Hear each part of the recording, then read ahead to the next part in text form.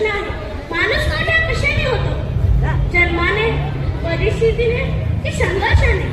जर या प्रश्नाचे उत्तर शोधायचे असेल तर एकच नाव पुरेसे आहे. ते एक नाव, तो एक विचार, ती एक क्रांती म्हणजे महापुरुष भारतरत्न डॉक्टर बाबासाहेब आंबेडकर. त्यांना पाण्याचा हक्क नव्हता, त्यांनी समाजाला संतांचा महासागर दिला.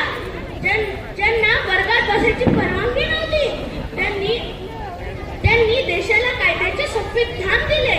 ज्यांचा स्पर्श विटाळ मानला गेला, त्यांनी मानवतेला स्पर्श करणारे विचार दिले.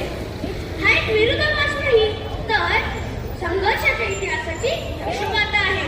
आणि ही यशोगाथा लिहिणारा लेखक म्हणजे युग पुरुष डॉक्टर बाबासाहेब आंबेडकर. मित्रांनो, बाबासाहेब म्हणायचे, फक्त वही पेन म्हणजे शिक्षण नव्हे, तर बुद्धीला सत्याकडे, भावनेला माणुसकीकडे आणि शरीराला श्रमाकडे नेण्याचा मार्ग म्हणजे शिक्षण. शिक्षण भाभीचे दूध आहे. घर प्यायला तो कुरकुरल्याशिवाय राहणार नाही. म्हणून शिका, संघटित व्हा आणि संघर्ष करा. हे फक्त 3 शब्द नाही, तर जीवनाचे 3 स्तंभ आहेत. शिका, कारण ज्ञानाशिवाय स्वातंत्र्य अपूर्ण आहे. संघटित व्हा, कारण एकतेचे सामर्थ्य अमर्याद आहे. संघर्ष करा, कारण अन्यायाविरुद्ध लढल्याशिवाय परिवर्तन अशक्य आहे. 14 काळाचा सत्याग्रह करणारे बाबासाहेब एक संघर्ष योद्धा होते, तर कामगारांसाठी कायदे करणारे बाबासाहेब एक मजूर नेता होते.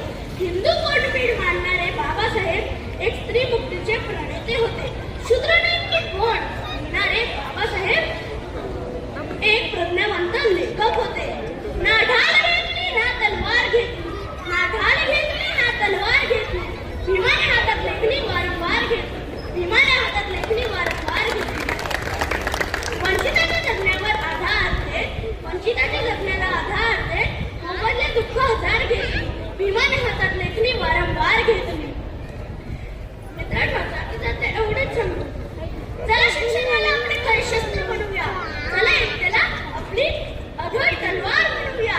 चला अन्यायाविरुद्ध निर्भयपणे उभे राहूया आणि बाबासाहेबांचे विचार आपल्या कृतीत आणूया. जय हिंद. अरे आले किती, गेले किती, अरे आले किती, गेले किती, उडून गेले भरारा, संपला नाही आणि संपणार नाही माझ्या भीमाचा दरारा. जय हिंद. राजवीर, खूप छान पद्धतीने, खूप छान असं वक्तृत्व आपल्याला इथे राजवीर दाखवताना